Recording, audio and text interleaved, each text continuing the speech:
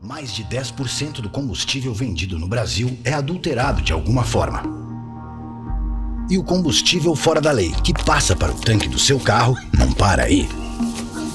Ele passa pela rota do crime, pelo desvio de bilhões que poderiam ser aplicados em saúde, educação, segurança e financia quadrilhas inteiras. Porque o combustível fora da lei abastece o crime.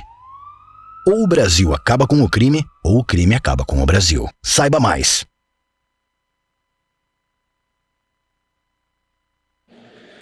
Sejam todos bem-vindos de volta ao seminário Combate ao Crime Organizado, Combustível Legal em Defesa da Economia Brasileira, realizado pelo Instituto Combustível Legal com o apoio do Poder 360. É a vez do segundo painel desta manhã, 3 de dezembro de 2025, com o seguinte tema: a importância da adoção de uma agenda legislativa para endurecer regras e fiscalização. E eu convido ao palco, inicialmente, o senador Efraim Filho, que ainda não chegou, ele está a caminho, mas em breve ele vai se juntar aqui a todos os convidados deste segundo painel. Então, eu dou sequência com o convite ao deputado federal Domingos Sávio.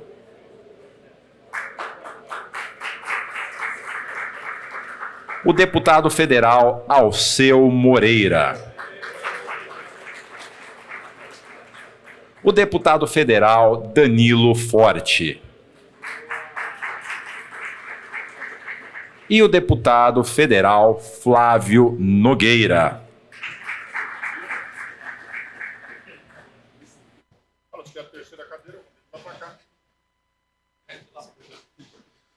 Podemos tomar os nossos assentos para começarmos esse segundo painel, e eu posso garantir que a capacidade de articulação política por metro quadrado neste momento é muito acima da média nacional. E esses deputados que estão aqui agora conseguem dizer muito bem e dar o termômetro correto do que está acontecendo nesse momento no Congresso. Eu agradeço por vocês terem aceitado o convite para esse painel.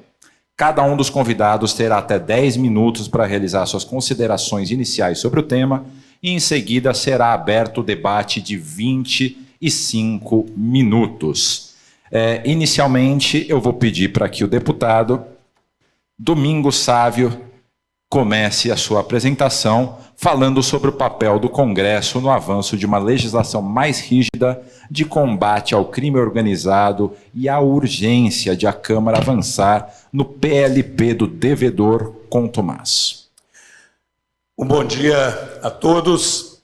Quero agradecer ao Poder 360, os organizadores, pelo convite, cumprimentar pela opção do tema extremamente relevante, cumprimentar meus colegas parlamentares e vamos direto ao ponto. Eu entendo que nós temos sim, não só um papel, mas um dever. Nós estamos vendo o nosso país ser tomado literalmente pelo crime organizado. Isso veio crescendo e hoje, infelizmente, a gente se depara com uma situação em que nós não podemos mais considerar que tem alguma área imune ou protegida. Nós estamos vivendo uma situação de absoluta insegurança. Isso, primeiro, afeta diretamente a vida das pessoas. Nós temos notícias de famílias acuadas, desde situações em determinados pontos aglomerados, em que as pessoas são vítimas de um Estado paralelo. Não se pode chamar isso de Estado paralelo, é pior, é de terrorismo mesmo, né? Que massacra e tira a liberdade das pessoas, submete as pessoas, pegam jovens, adolescentes, ou no início da sua vida, e os colocam a serviço do crime. Até o domínio de grandes estruturas econômicas, né? Haja vista o escândalo recente de um dos conglomerados financeiros do país, envolvendo bilhões, dezenas de bilhões de reais. Isso também é crime organizado. Isso também é crime organizado. A coisa chegou num nível insuportável. Então é óbvio que é nosso dever. Nós já votamos um projeto duro do combate ao crime organizado e às facções. Esperamos que o Senado não o deixe na gaveta, vote rapidamente. Acho que está precisando que a sociedade civil cobre. Houve ali uma polêmica de natureza política, mas o mérito da matéria foi tecnicamente preservado por um relator altamente qualificado, que conhece não só de legislação, mas também conhece da vida real, do combate direto ao crime, o deputado Capitão Derite. E é preciso que o Congresso, como um todo, reaja. A Câmara votar e ir para a gaveta do Senado é um atentado contra o interesse do povo. Se entende que deve mudar alguma coisa, que mude e volte para a Câmara. Ficar para a gaveta é ser conivente com o estado de coisas que está aí. Então, esse é o primeiro alerta. Segundo, é um projeto que tramita nesse momento de combate ao devedor contumaz. É bom destacar uma coisa. Eu já fiz a leitura do projeto, por sinal relatado por alguém extremamente qualificado, o senador Efraim, espero que ainda consiga vir aqui. A gente tem que conciliar, né, a atividade lá no Congresso, na Câmara e Senado. Mas o texto, ele tem uma parte muito clara de combate, né, ao devedor contumaz, que se equipara àquele indivíduo que usa de todas as artimanhas para cometer o crime, né, contra o Estado e contra os seus demais concorrentes. Mas ele tem também um elenco de situações que são imprescindíveis para dar segurança jurídica ao bom empreendedor, separando muito claramente o que é uma eventual inadimplência por uma circunstância momentânea, por uma incapacidade de pagamento naquele momento, o que é natural, é próprio de uma economia que tem tido muitos sobressaltos, daquilo que é premeditadamente produzido para gerar o crime, gerar não só lesar o Estado, mas promover uma concorrência predatória. Mas eu quero abordar um outro aspecto. E hoje nós amanhecemos com mais uma notícia, no meu entendimento, desastrosa, da forma com que o judiciário age no Brasil. Você falava de como que nós podemos fazer em termos de legislação. Claro que é nosso dever e temos que fazer. Mas e se essa legislação for letra morta perante um outro poder que não a respeite e passe a legislar e gerar insegurança jurídica? Há pouco tempo nós assistimos e com o tempo se calou de que algo que é transitado em julgado pode novamente ser revisto pelo STF, ou seja, é o fim absoluto da segurança jurídica. Você tem uma questão que transitou, foi decidida e aquilo não vale mais, na opinião de alguns juristas. Quer dizer, é algo difícil de você compreender o sentido da justiça se ela própria não reconhece a decisão da justiça até a última instância. Mas não basta isso. A gente está vendo aí situações assombrosas de que pessoas que, de maneira premeditada, planejada, comete crimes contra a economia. Nós acabamos de ver uma situação em que alguém, né, todos sabem aí, o seu CEO e dono do Banco Master, dá um prejuízo de dezenas e dezenas de bilhões de reais, compromete em 30% o fundo garantidor, que é algo fundamental para a segurança da economia do nosso país. E em poucos dias ele está liberado. Ou seja, quem rouba, quem participa do crime organizado é liberado. Quem discorda, tem uma opinião divergente, tem que ser duramente castigado e não tem nem perspectiva de solução. Mas eu falava da notícia de hoje. Qual que é o artigo 1º da Constituição brasileira? Parágrafo único. Todo poder emana do povo, em seu nome será exercido ou diretamente. Ou seja, nós somos senhores de nós mesmos em termos de que nós temos liberdade para agir dentro da lei e para exercer esse poder de ser um cidadão. E um dos poderes que a lei também garante é que este cidadão pode levar aos seus representantes as denúncias, as queixas. No dia de hoje me aparece a manchete que o senhor Gilmar Mendes decide que nenhum cidadão brasileiro mais pode apresentar um pedido de impeachment de um ministro do STF. Ou seja, uma blindagem absoluta do STF. O STF pode decidir o que quiser, E os senhores e as senhoras e eu e os meus colegas aqui temos que calar e concordar. Que equilíbrio de poderes há nesse estado de coisas? Que segurança jurídica há se nós fizermos uma excelente lei com relação ao combate ao crime organizado e vem o ministro e diz: a polícia não pode subir aqui nesse aglomerado, a polícia não pode agir, como fizeram, sem nenhum fundamento constitucional, impedir a polícia de combater o crime. Aí o crime se organiza, se estrutura, passa a ter um domínio absoluto daquela região e ainda é tido como vítima. Agora, nós vamos votar uma lei sobre devedor contumaz. Que segurança que eu tenho? E olha, a gente já não chega às notícias de que o STF, inclusive através de familiares, se transformou num balcão de negócio.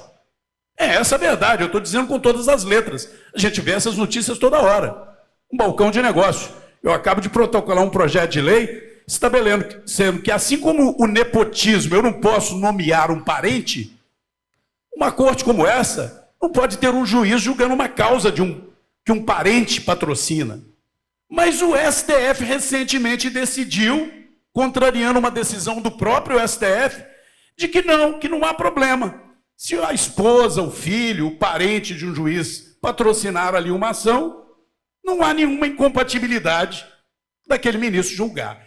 Então eu deixo aqui também, no início desse debate, de que além de nós legislarmos, nós, a sociedade, os veículos de comunicação, 360 e quem trata a sério este país, devemos sim discutir uma reforma do judiciário.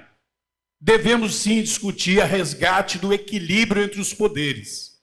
O Brasil já está, na minha opinião, submerso ou submergindo para uma ditadura do judiciário, que já nos alertava Rui Barbosa, que é a pior das ditaduras, onde não cabe a nenhum cidadão uma perspectiva de reação, nem ao Congresso, nem ao Executivo, nem a quem quer que seja. E na medida que vai ampliando a formação de um STF ideológico, e nós estamos também vivenciando isso nesse momento, um STF ideológico, blindado, que não pode ter impeachment, que não pode ter nenhuma possibilidade de revisão das suas decisões, o que nós podemos esperar disso? Então, que possamos reagir enquanto há tempo. E olhe que a gente já tem dúvida se há tempo. Há alguns que dizem, Domingos, cuidado que vai vir alguma coisa contra você. A minha vida em 8 mandatos de vida pública não deixa margem para isso. Mas eles não precisam disso. Talvez as palavras que eu disse aqui hoje sejam os motivos para amanhã eu ser perseguido ou processado. Muito obrigado. Obrigado, deputado. Fui informado que o deputado Domingos Sávio tem um compromisso e vai ter de encerrar a sua participação neste painel. Procede, deputado? Posso ficar mais alguns minutos? Então ele continua mais um pouquinho de tempo aqui com a gente.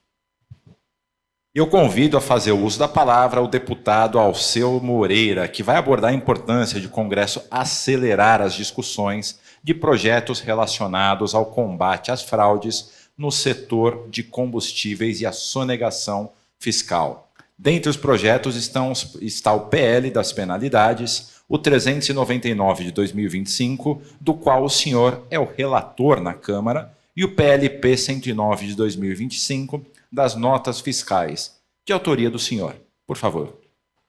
Então, Guilherme, bom dia a todos. Uma alegria poder estar com os meus queridos colegas parlamentares aqui nesse painel e agradecer ao Poder 360 por abrir essa janela de transparência, que neste momento o Brasil fragilizado por aqueles que se estabeleceram no sistema um processo em que um segura a dependência do outro para permitir que ninguém se puna. Tá? É uma negociação dos poderes. Eles estão em todos os lugares. No meio disso, com facilidade, Guilherme, entrou o combustível. Por que o combustível está nisso? Porque qualquer setor que gere economia de massa, alguém que queira fraudar esse sistema vai ter resultados financeiros gigantescos. Por que tu rouba de aposentados? Porque são muitos aposentados. Qualquer que seja os trocados que tu rouba de aposentados, é uma montanha de dinheiro. Por que tu faz roubo e tu me faz vigarice na mistura do combustível. Porque o combustível, todas as pessoas vão na bomba, é um montanha de dinheiro em qualquer que seja esse processo. Bom, a gente precisa legislar sobre isso. E é muito importante que a gente saiba que nós estamos no meio de um processo de economia circular, em que a funcionalidade desse sistema, principalmente na transição energética, exige que todos os setores envolvidos saibam absolutamente qual é a sua função nesta grande engrenagem de rodas dentadas, mas que tenha conhecimento do todo. Se alguém se omitir no processo, pelas margens normais de lucro da operação, nós acabamos colocando toda essa economia circular em risco. Isso começa no selo combustível do futuro, lá numa lavoura no interior mais longínquo do nosso país, e termina na prateleira de supermercado ou na mesa de alguém em algum lugar do mundo. É disso que nós estamos falando. Fraudar este processo é colocar todo esse sistema em risco. Porque o lucro fácil tira a capacidade da concorrência lícita. Acaba definitivamente com o processo. Então, meu amigo Guilherme, é incompreensível saber como é que o meu amigo Efraim faz um relatório da melhor qualidade sobre o devedor contumaz, e aí depois ele chega na Câmara e fica dormindo nas prateleiras, dormindo e não tem relator, agora apresenta o relator e não se sabe ainda se vai ser votado. Isso significa, pessoal, que lá na bomba de combustível, um consumidor está sendo sangrado, alguém está vendendo para ele nafta como gasolina, um combustível fraudulento, alguém está dizendo que abastece 40 litros e só brota 30 no tanque dele. E nós, ao invés de fortalecer os agentes fiscalizadores, a legislação, ficamos pensando o seguinte: olha, mas aquele camarada financiou a campanha do fulano, Beltrano e do outro, e do outro, e do outro. Aquele outro camarada teve um final de semana com agentes da lei em tal lugar, assim, assim, assim. Aqueles camaradas têm isso, e essa relação de dependência criminosa, ao mesmo tempo que ele gera a sensação de impunidade a quem cometeu o crime, ele coloca a população inteira com absoluta fragilidade, porque quem tinha o direito de fazer a fiscalização continua amargando no tempo como se nada tivesse acontecendo. Hoje já tem um relator do devedor contumaz, mas nós sabemos que o Congresso tem no máximo mais 2 semanas. Se nós não votar, vamos passar todo o veraneio com esses vigaristas explorando em todos os lugares.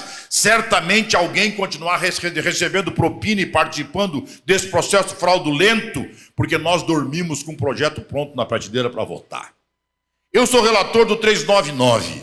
O 399 trata de dosimetria. Por que o 399 é tão importante? Porque junto com o 109, que é de minha autoria, que obriga, pasmem com relação a isso, obriga a Receita a fornecer as notas de combustível para a agência. Por que a Receita não fornecia? O seu Barreirinha estava aqui antes. Porque ele argumentava que tinha sigilo. Mas, amigo, um órgão de Estado que tem função específica, organizadora e fiscalizadora, como é a agência, não tem direito de saber que se o posto vendeu 10 mil litros de gasolina, ele tem que ter comprado 10 mil litros, ora bolas. Se ele não comprou 10, não pode vender 10. Não, mas está sob sigilo. Não parece meio estranho para vocês? Pois é, eu fiz uma lei. Tem que fazer uma lei para fazer que a Receita entregue para a agência. Agora parece que, de uma hora para outra, eles ficaram generosos, bonzinhos. Já teve aqui, diz que o texto está pronto, o relatório está pronto, vamos aprovar o 109, então a agência vai ter acesso ao fornecimento de combustível imediatamente pelo sistema. E a dosimetria é que eu vou relatar. Um projeto robusto, bem construído, ele trata, em princípio, com a tipificação do crime.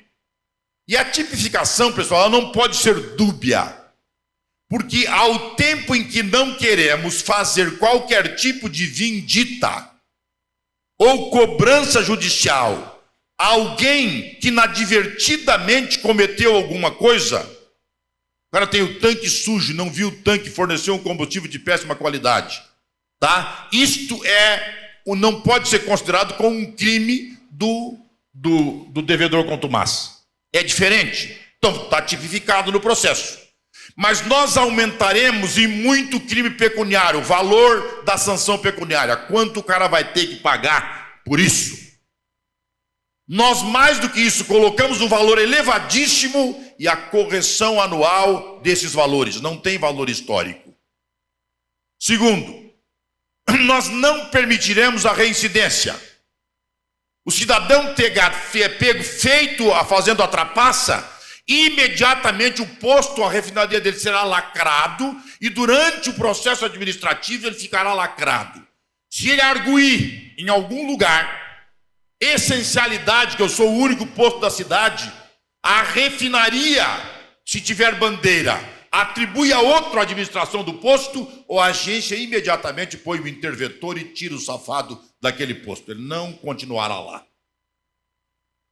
E mais, os efeitos administrativos. Todos os efeitos administrativos cabíveis no processo. Para que isso se efetive, é de fundamental importância a ampliação do processo fiscalizatório. No bojo deste processo está o interesse público. E se está o interesse público, o município menor do país tem total interesse, porque o ICM não é pago. E 25% do total do ICM arrecadado é do município. Então o município está prejudicado. Logo, o fiscal do município, via PROCON, tem condição de fazer o lacre naquele posto e a justiça, que parece que o Gilmar Mendes é dono, o de agora, no Supremo, os homens de capa preta são dono de tudo. Eles têm uma Constituição para cada um embaixo do braço e eles fazem o que eles querem. Eles fazem sigilo de ladrão, eles fazem isso, fazem aquilo, eles fazem tudo. Mas nós queremos, na verdade, que a fiscalização aconteça em todo o território nacional. Então a agência vai estar, por lei, autorizada a poder passar para os PROCONs municipais e estaduais o direito à fiscalização. Identificado o crime no posto imediata ou na refinaria, imediatamente é passado para a agência.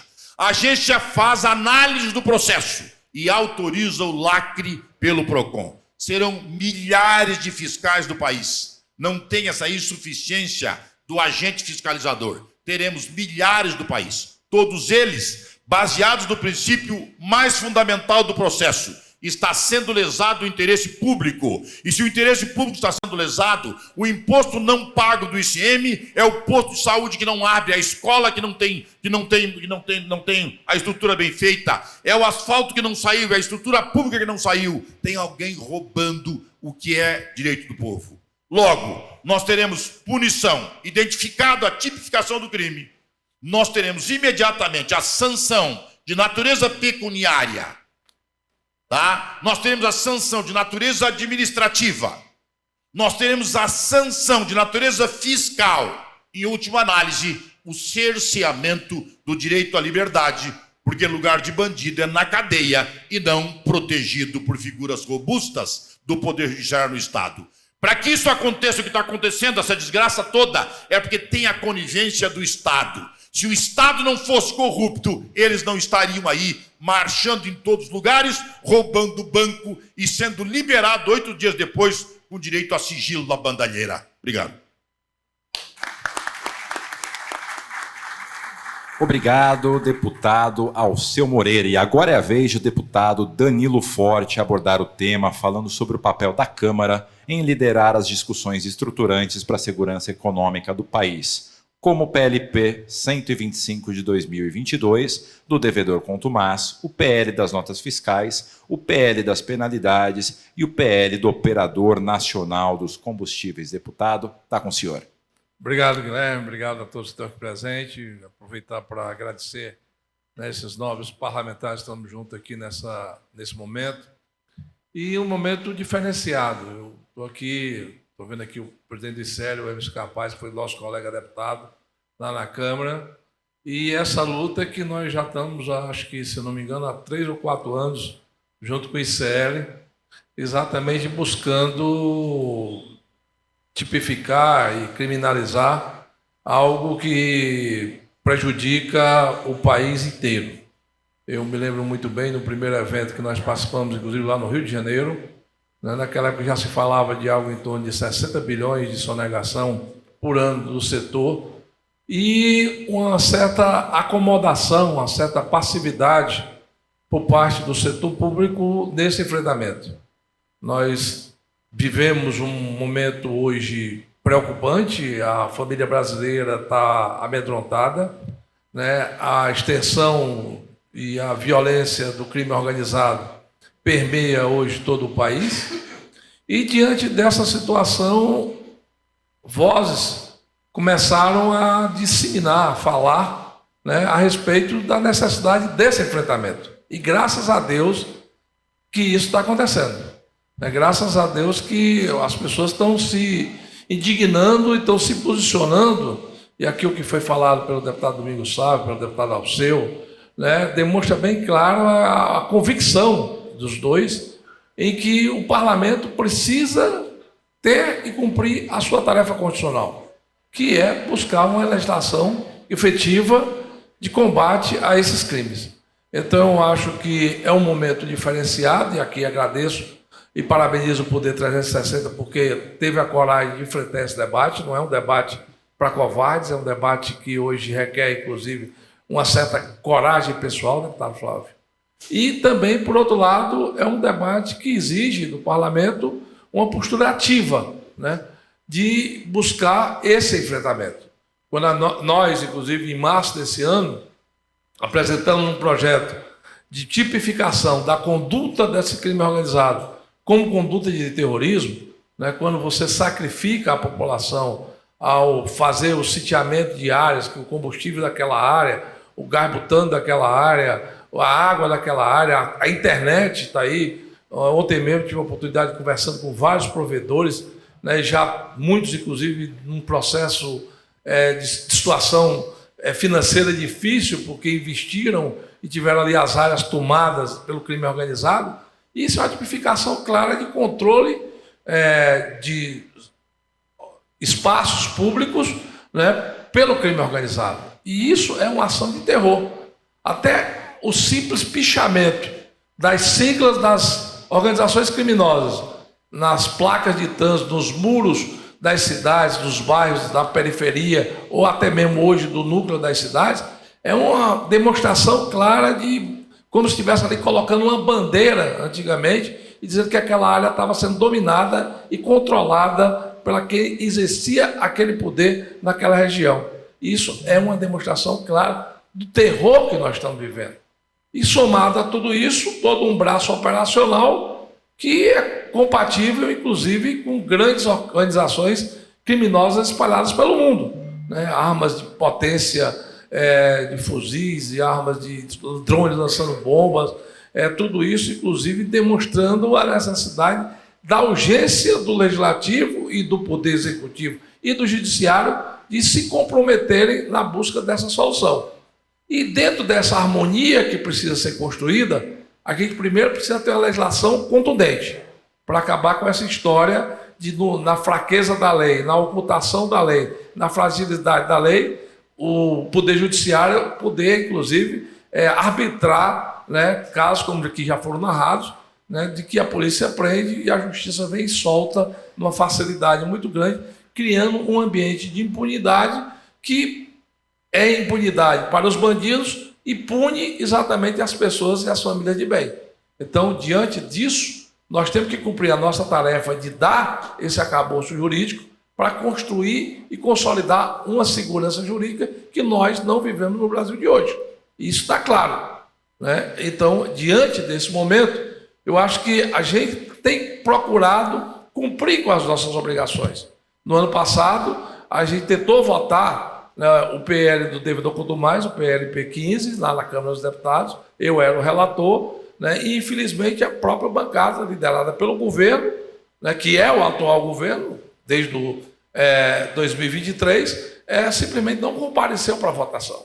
Mas agora, diante de toda uma situação social que está gerada, de uma situação econômica em que o governo busca se agarrar de todas as formas a alcançar uma arrecadação inesgotável, né, cada vez com mais um custo maior das políticas públicas e uma necessidade arrecadatória que, inclusive, vem sufocando o ambiente econômico, mas que, nesse caso específico, ajuda a combater o crime, porque na sonegação, na evasão fiscal e na mudanças, inclusive, das substâncias que são vendidas, né, do batizado do combustível, também nós encontramos aí espaço para fazer com que se fragilize o poder arrecadatório do governo. Então, o governo, nesse momento, tem uma motivação, inclusive, financeira, para também contribuir para que a gente possa sanar esse problema que é anterior, mas que é necessário. E diante desse momento, está aqui chegando o deputado, o senador Efraim, né, que vai também participar dessa mesa, a gente pode dizer que nós estamos no parlamento com diversas alternativas. Aqui os projetos que foram narrados pelo deputado Alceu demonstram bem, né, a consciência que o parlamento está tendo com relação a esse momento que nós estamos vivendo.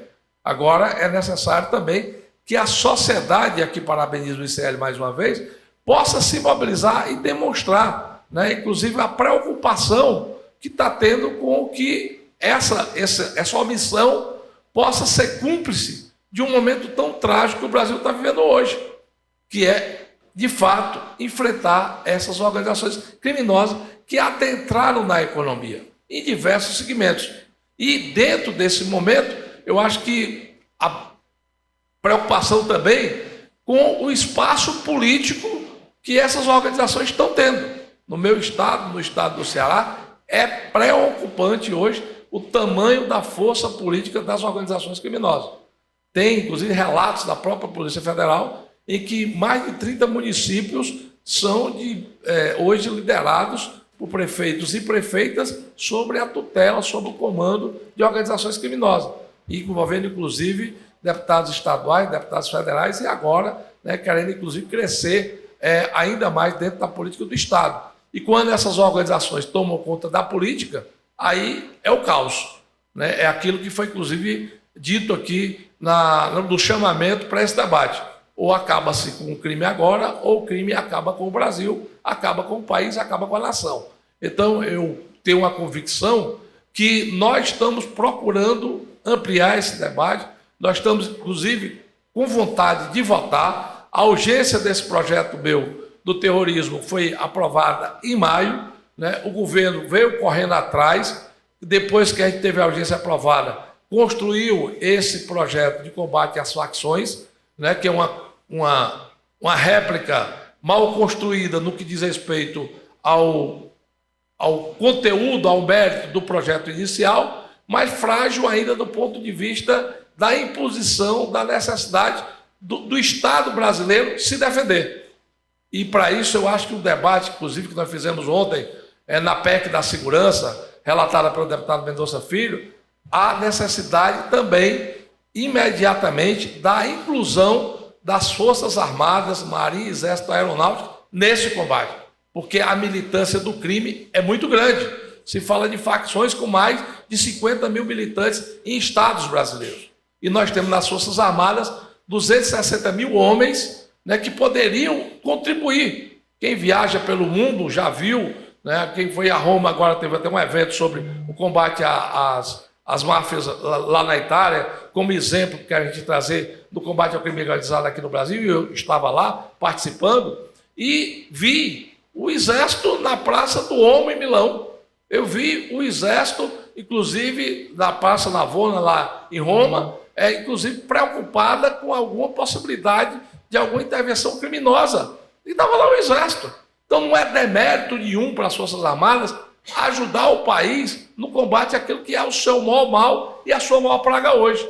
E isso, inclusive, a gente tem que aproveitar essa PEC, porque é uma atividade que tem que ser, inclusive, balizada pela Constituição Federal no papel e nas obrigações que as Forças Armadas precisam ter no Brasil. Obrigado. Obrigado, deputado Danilo Forte. Eu passo a palavra agora, dando sequência aqui nas cadeiras, ao deputado Flávio Nogueira, autor do PL das penalidades, que é o 399 de 2025. O deputado vai abordar, como esse e outros projetos contribuem para punir agentes econômicos que atuam à margem da legislação. Bom dia, cumprimentando aqui o 360 graus, parabenizando por esse trabalho e vendo que a entidade está de fato preocupada, assim como nós, os deputados, para que possamos combater esse flagelo que é esse crime organizado em todos os setores da vida pública e privada brasileira. Cumprimentando, portanto, os meus colegas, acabou de chegar o senador Efraim, e dizer o seguinte: é, de fato, uma instituição ilegal com vários componentes setoriais e que preste atenção, com profissionais capacitados, altamente inteligentes, repito, capacitados, em confronto com o Estado, com sua equipe também de técnicos e de entidades privadas também, para que essas quadrilhas possam estar exatamente fazendo as suas operações com grandes prejuízos para a população e o Estado brasileiro. Você vê a adulteração dos combustíveis. Tem que ter alguém que entenda disso. Engenheiros químicos ou alguma pessoa que sabe de química. Então, eles estão instruindo, eles estão capacitando as pessoas. Da mesma maneira, tem que ter bons advogados também, para que possa estar achando, como já se fala há muito tempo, as tais brechas jurídicas que possa um ministro do tribunal monocraticamente estar atendendo à solicitação do requerente. Contadores também. Contadores, juristas tributários, enfim, é tudo bem organizado para combater o Estado, afrontar o Estado e a própria sociedade e os próprios empresários. Tem que ser, portanto, pessoas que tenham capacidade para esses fins. E aí tem o papel exatamente do legislativo, que é preocupante, como aqui todos já falaram, a influência que tem hoje esse povo nas decisões eleitorais, no meu estado, na minha capital, já tem vereadores presos comprovadamente que foram eleitos pelo crime organizado, por essas quadrilhas. Daqui a pouco vem também no Parlamento Federal, contaminando todo esse debate legal, esse debate constitucional que nós fazemos no Congresso, e, portanto, manchando também a nossa política e a nossa tradição republicana. É lamentável, por exemplo, para citar um caso, de que empresas grandes, já citadas como fraudulentas, faz um recurso pedindo, portanto, uma recuperação judicial. Isso demora 10 anos. 10 anos e participando ainda em licitações, criando pequenas empresas para estar, portanto, ajudando nesse formato de crime e em frente do próprio judiciário, do juiz que acompanha isso há mais de 10 anos e não vê que isso não pode, que isso é crime. Então são recursos desse tipo que nós, pela lei, devemos estar extirpando isso aí. Recuperação judicial comprovada e foi devido à sonegação contumaz, extinguir essa empresa ilegal, proibir, portanto, de estar fazendo qualquer licitação, qualquer serviço prestado ao Estado e à própria sociedade. Temos que ser mesmo rígidos, fortes, baseado em leis muito pontuais, principalmente nessa quadra que nós vivemos hoje, que quase nós estamos sucumbindo ao crime organizado.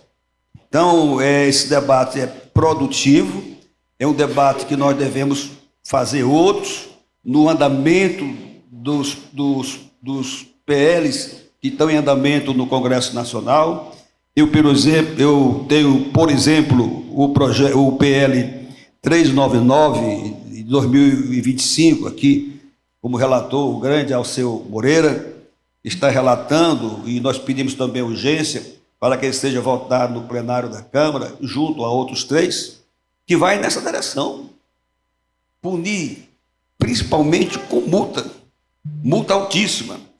Por exemplo, multas de até 20 milhões para adulteração, multas de até 500 milhões para o descumprimento das metas fiscais. Todo mundo sabe que o desmantelamento de qualquer instituição dessa criminosa é acabar com o dinheiro dele, é acabar com a sua receita, é confiscar os bens logo ali, sem muita protelação jurídica. É isso que deve ser feito, porque não pode, de maneira alguma, continuar recursos e mais recursos, esse jogo, essa catimba, fazendo com que eles permaneçam em atividade, disputando com aqueles que obedecem à lei, disputando com aqueles que querem servir o Estado no sentido de pagar impostos. São quase, se fala de bilhões de reais sonegados. Aí nós reclamamos que o governo faz o seu equilíbrio fiscal. Ora, não arrecada, perde muita arrecadação, saindo pelo ralo. Como é que é esse equilíbrio?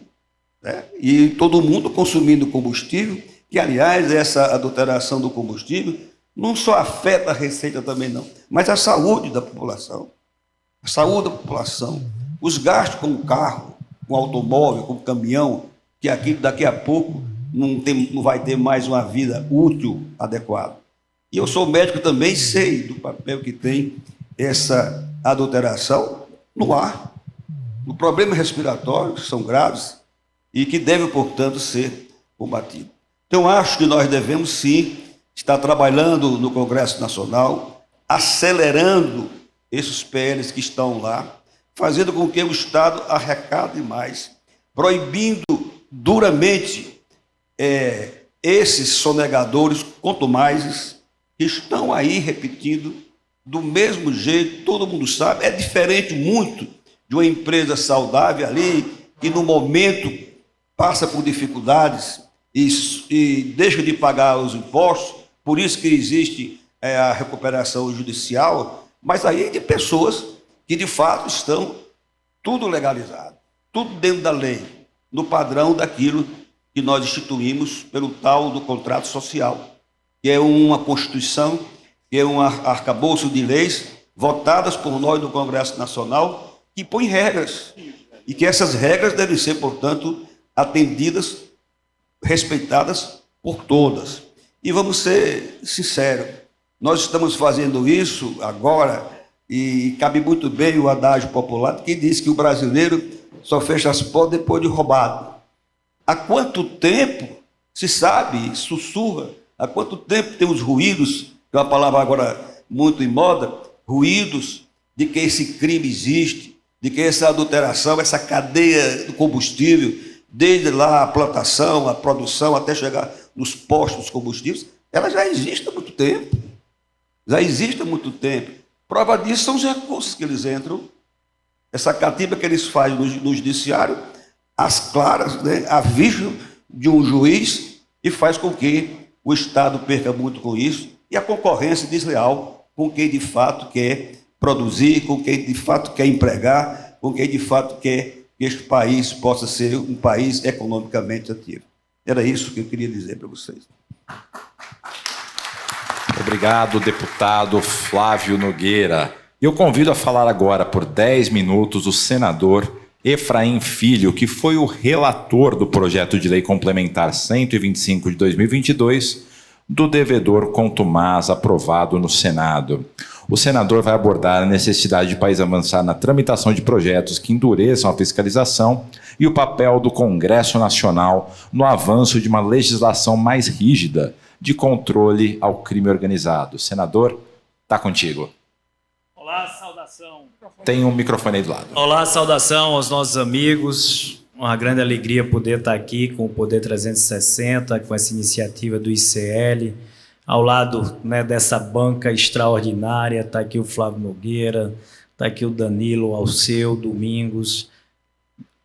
Alegria ter convivido com eles na efervescência do tapete verde, né? A gente sabe como aquela Câmara ali produz uma efervescência diferente. Hoje no Senado, liderando o União Brasil, a gente tem, claro, enfrentado outros desafios. Um deles foi relatar o projeto que aprovou o novo marco legal no Senado da legislação do devedor quanto mais, e é sobre esse tema que eu vou me debruçar aqui rapidamente no tempo que temos disponível. Esse tema do devedor quanto mais, ele deixou de ser um tema meramente técnico orçamentário.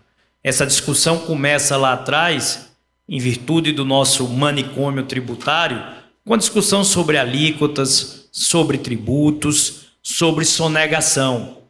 Os últimos episódios, Alceu, disseram que hoje a gente já não discute mais apenas sobre tributo ou sobre orçamento. A gente está discutindo sobre segurança pública. A gente está discutindo sobre escalada da violência. A gente está discutindo sobre o crime organizado se infiltrando em setores da nossa economia para poder lavar o dinheiro do crime. Descobriram que muitas vezes a sonegação e o domínio através da territorialidade, né, desses produtos passa a ser mais vantajoso e menos arriscado do que o tráfico de drogas. Por exemplo, é melhor mexer com combustível, com bebida adulterada, do que estar traficando cocaína, maconha. O risco é muito menor. E assim, lavar dinheiro, Danilo, que antes era um ônus, porque o cara tinha que entregar a nota, pagar imposto, hoje lavar dinheiro do crime está dando lucro. Esse é o cenário que a gente está lidando com ele. E é nessa travessia, né, de crime tributário que a gente entendeu que ele deixa de ser simplesmente um fator de causa econômico para, respeitando o trocadilho, ser o combustível, né, do financiamento do crime organizado. E aí essa legislação que nós procuramos avançar, ela vem enfrentando também essa realidade. E a resposta do Senado, ela foi muito clara a esse novo viés da legislação. A resposta do Senado foi ser aprovado à unanimidade. Todo mundo aqui sabe que o projeto tramitou durante anos, resistências existiam, visões diferenciadas. E aí nós nos dedicamos a costurar, não com um martelo, mas com um bisturi, uma legislação que, primeiro, trouxe segurança ao setor produtivo. Na legislação devedor quanto mais, Danilo, você que é relator de tema correlato na Câmara dos Deputados e do qual conversamos, e eu me socorri das boas ideias que estavam ali naquele projeto para agregá-las ao projeto que tramitava no Senado, onde a gente conseguiu fluir com um pouco mais de velocidade para poder ser votado, mas eu me socorri das boas ideias que o Danilo trazia lá. E no texto do Senado também, por exemplo, fui buscar em um outro projeto que tratava de tema correlato, o do senador veneziano, também as boas ideias para que o PLP pudesse avançar. Então, nós trouxemos uma legislação que eu disse que dá conforto a quem produz. Esse ponto é essencial. Entendeu-se que contumácia é diferente de inadimplência. E isso ficou muito claro. Hoje o nosso projeto foi aprovado, né, com apoio do setor produtivo de grandes entidades como a Brasca, o Sindicombustíveis, o ICL, enfim, diversas entidades, CNI, CNC, diversas entidades do setor produtivo, a UNEX, Domingos Sávio também nos apoiou, para que a gente deixasse claro, a inadimplência, ela é um risco da atividade empresarial. Você às vezes passa por uma crise, você às vezes tem um problema, você deixa de pagar um imposto, isso é inadimplência. A contumácia é diferente. Ela é atividade planejada para sonegar. A sonegação é o modelo de negócio. As empresas são casca de ovo. Elas abrem e fecham em períodos de 4 a 8 meses, que quando tem o período da apuração do imposto, com um ano, que a Receita vai se dar conta que teve a sonegação e está fechada. Desapareceu. Ela é feita em nome de laranjas. Pessoas sem patrimônio. Esse modelo de negócio que eu acabei de citar aqui, ele deu um prejuízo, tá certo, de 200 bilhões de reais nos últimos 10 anos, tá certo, com cerca de 1.200 CNPJs que se enquadram nesse perfil. Então, quem é do setor produtivo, quem é empresário, não tenha receio. Eu fiz questão de deixar claro, objetivo, positivado no texto, tá certo? A contumácia, ela precisa ser reiterada, ela precisa ser substancial e ela precisa ser injustificada. Só pode ser enquadrado como devedor contumaz, por exemplo, num piso de 15 milhões de reais para cima de dívidas em impostos. Ou seja, micro, pequena e até mesmo médias empresas estão praticamente afastadas, né, em virtude desse pré-requisito. Mas o que a gente quis foi dar condição na legislação que quem fiscaliza possa ter a mesma dinâmica que quem comete o crime. O crime organizado é dinâmico, o crime organizado é sistêmico. Se quem fiscaliza não vai ficando para trás. E aí onde é que está, Fernando, a coisa mais grave, né, desse debate, Guilherme?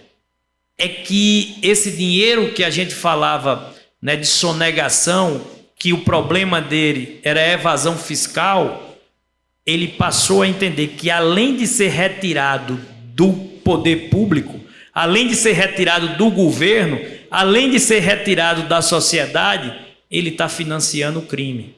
É um jogo de perde-perde.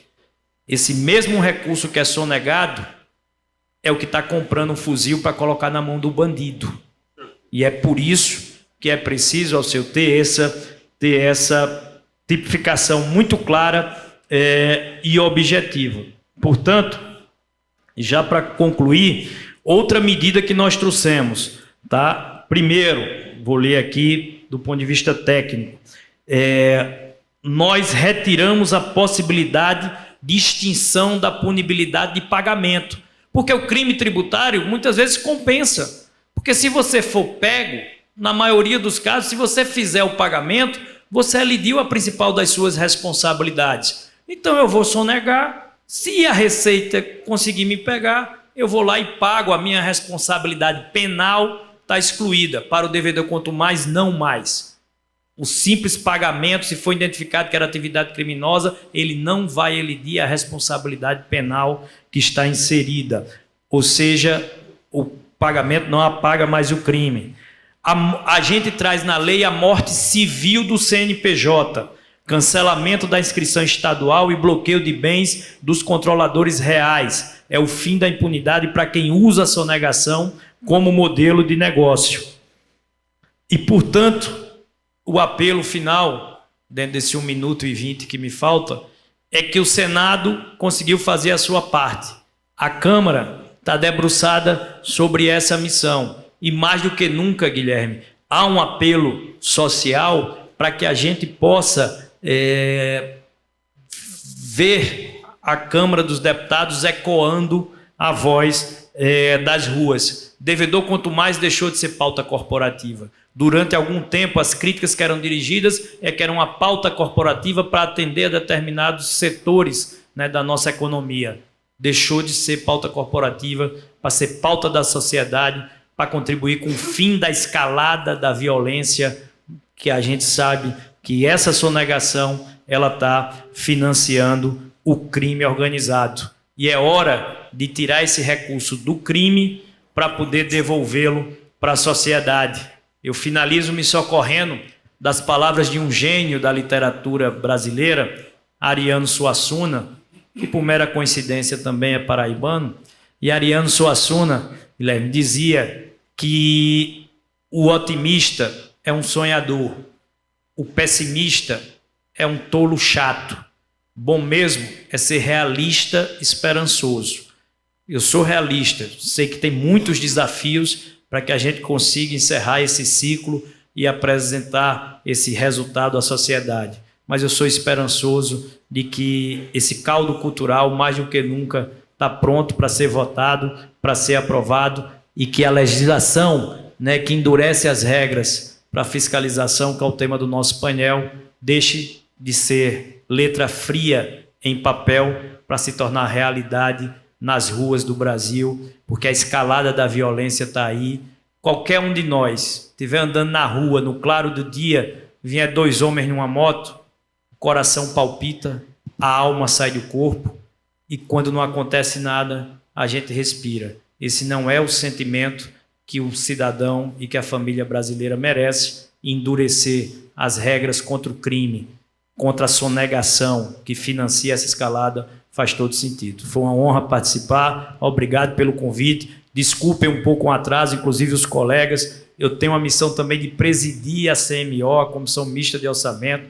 Votação da LDO está prevista para hoje à tarde, então amanhã foi de reuniões tentando fazer esse encaminhamento, e peço vênia, né, e lamento não poder ter acompanhado as primeiras falas do painel. Meu muito obrigado a todos. Obrigado, senador Efraim Filho. O senhor chegou atrasado, mas sempre, como sempre, fez a diferença na sua fala. Me sinalizaram agora o deputado Domingos Sávio e o deputado Danilo Forte que eles vão ter que se ausentar aqui do nosso debate por compromissos previamente agendados. É isso? Procede? Então eu queria pedir uma salva de palmas para eles dois e a gente dá sequência aqui à nossa conversa.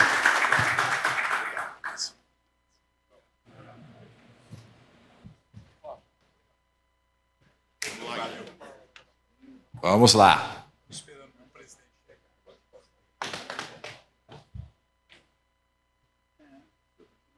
Eu vou começar aqui a primeira pergunta ao deputado Alceu Moreira. Existe hoje um compromisso das lideranças da Câmara de blindar o projeto do devedor contumaz de emendas e jabutis? Como é que estão os acordos nesse momento na Câmara dos Deputados, deputado Alceu Moreira? O senhor tem 3 minutos para a resposta. Guilherme, vamos deixar claro que esta é uma questão de tempestividade. Se nós fizermos qualquer tipo de alteração, ela volta para o Senado e o Senado não vai ter tempo de votar antes do recesso. A melhor solução para o devedor contumaz é votar exatamente o relatório como ele veio do Senado, e se tiver que fazer qualquer alteração para melhorar o texto legal, faz outra lei. Não tem lógica nisso.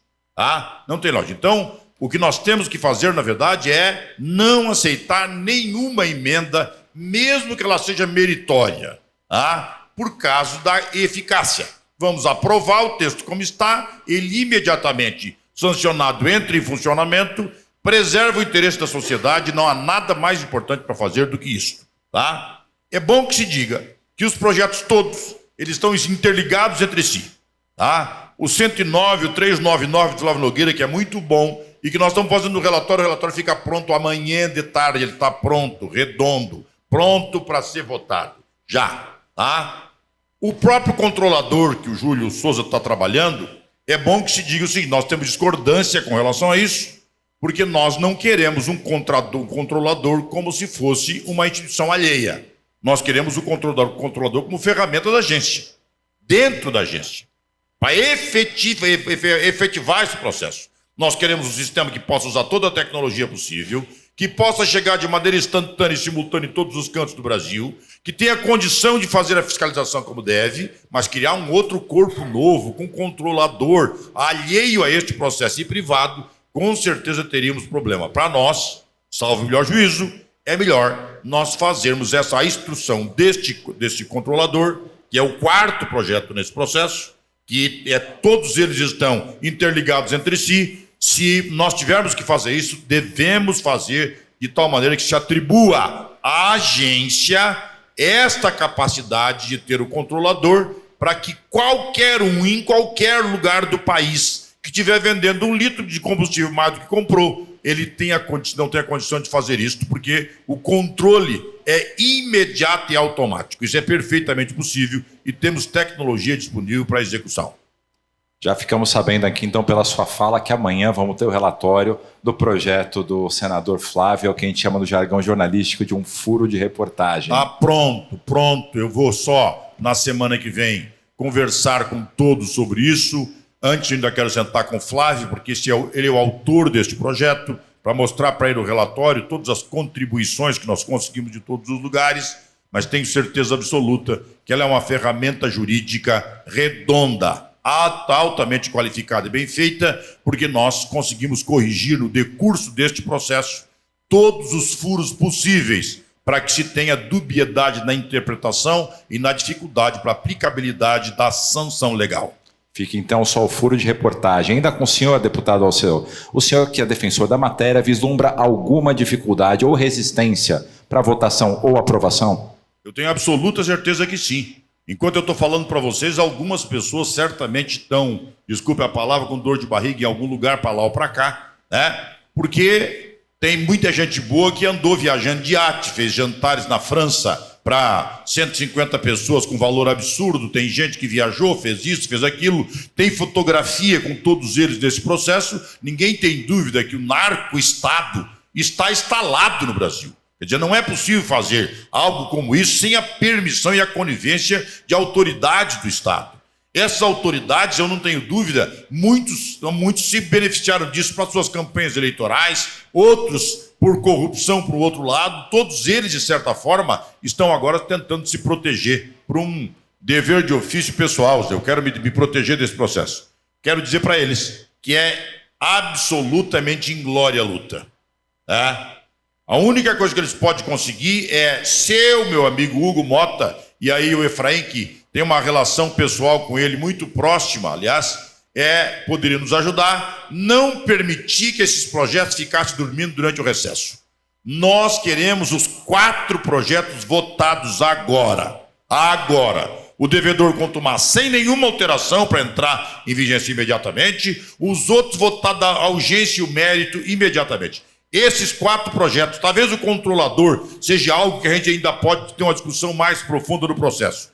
Mas o 309, o 399 e o devedor contumaz, eles têm que ser uma ferramenta que tem que estar disponível na mão da população, e cá para nós, a Câmara dos Deputados está devendo isso à população. Qualquer protelação desse processo é quase como se fizesse uma assinatura com o próprio punho da parceria no crime.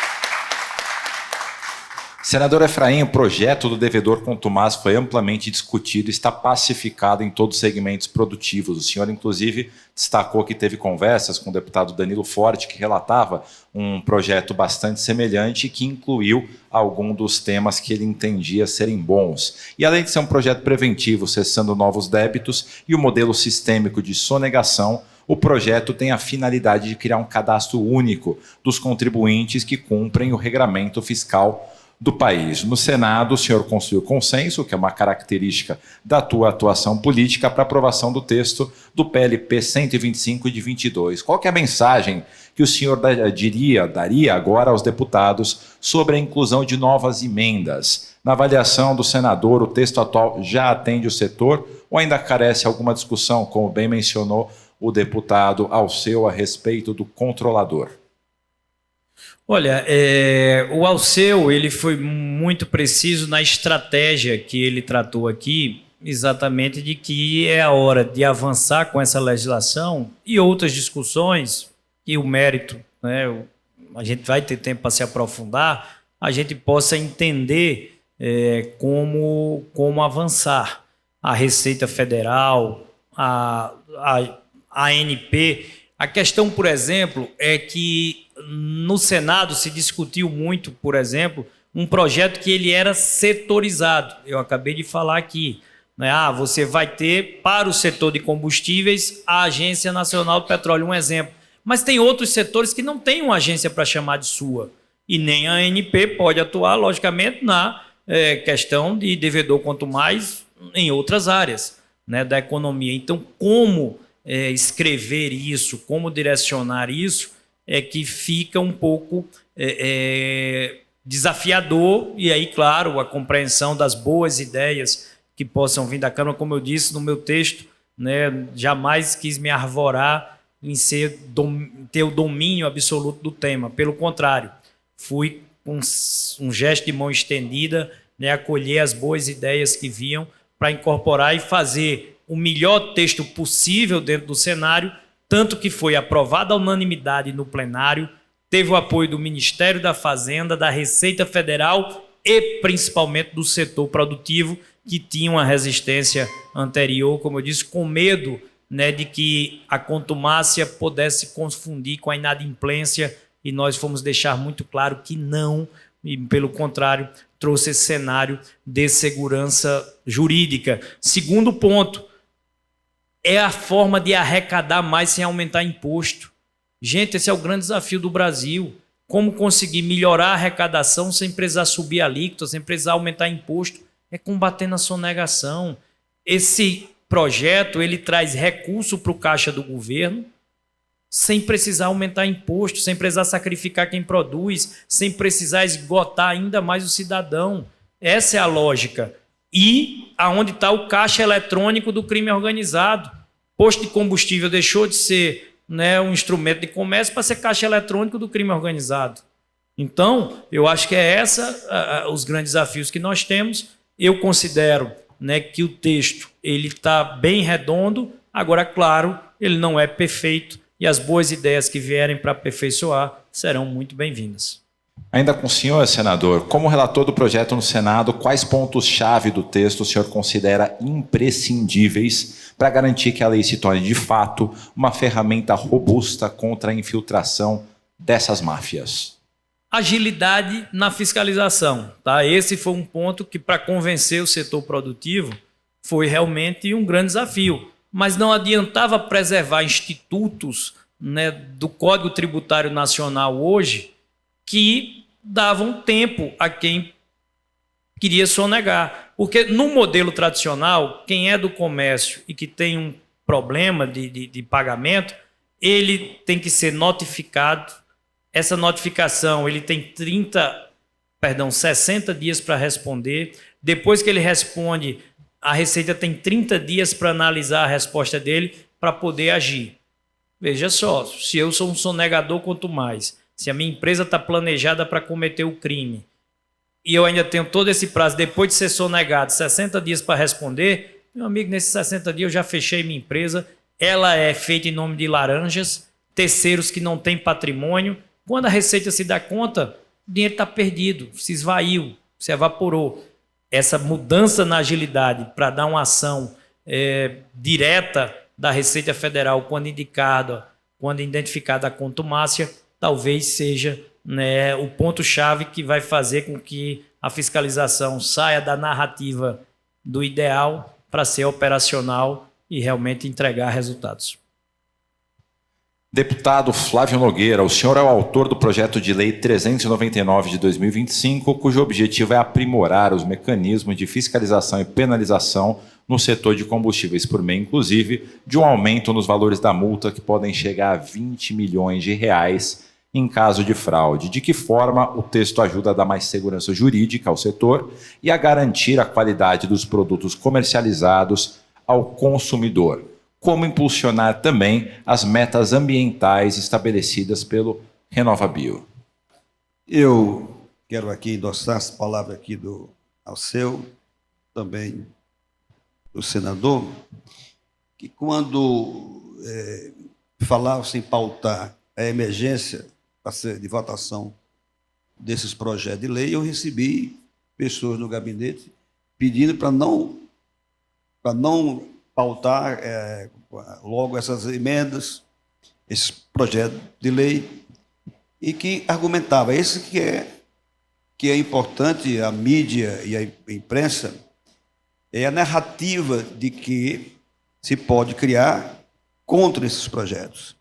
É de que ele vai punir os pequenos comerciantes, aquelas pessoas que estão levando gás até a sua casa, etc., do gás butano, etc. Então, isso é provável que tenhamos isso, narrativas dessas, assim, tipo popular, que possa estar fazendo com que parlamentares possam estar caindo ou pegando o gancho e estar sendo votando contra. Mas aqui eu fiz aqui, e queria a permissão de vocês, se aprovado esses 4 projetos que estão entrelaçados, o que teremos? Cria um sistema inteiramente digitalizado de fiscalização. Ampliam o poder de polícia da ANP, Agência Nacional do Petróleo, Gás Natural e Biocombustíveis. Isso é importante. Endurece multas e punições para adulteração. Estabelece rastreamento nacional da cadeia de combustíveis. Rastreamento. Inibe devedores contumazes bilionários. Em a operação que houve aqui há pouco, da Polícia e da Receita Federal, fiz também o resumo. Isso importaram em 32 bilhões em combustíveis sem recolher impostos. 32 bilhões.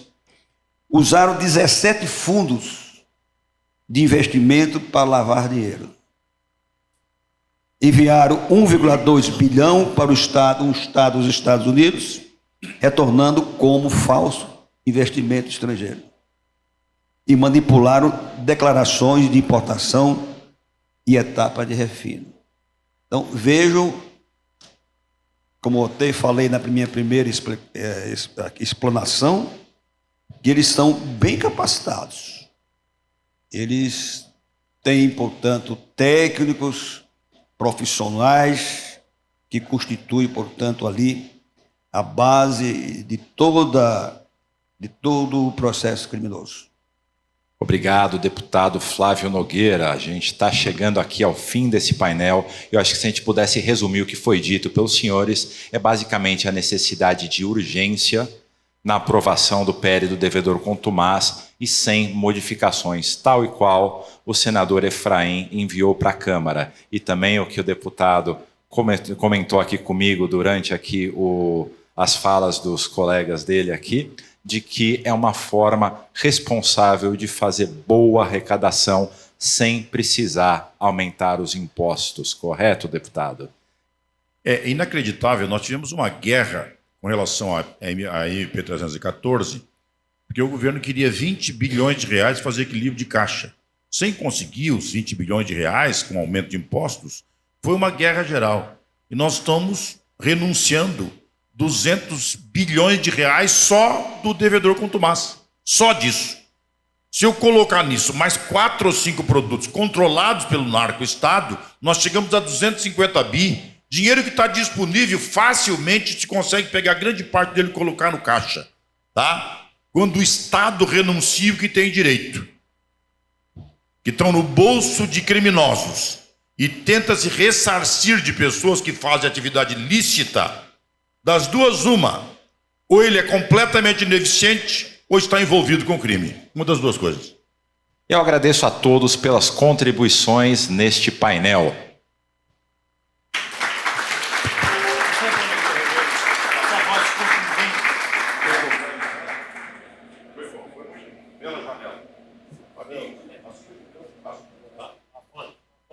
O retrato, vou pegar um retrato. Retrato.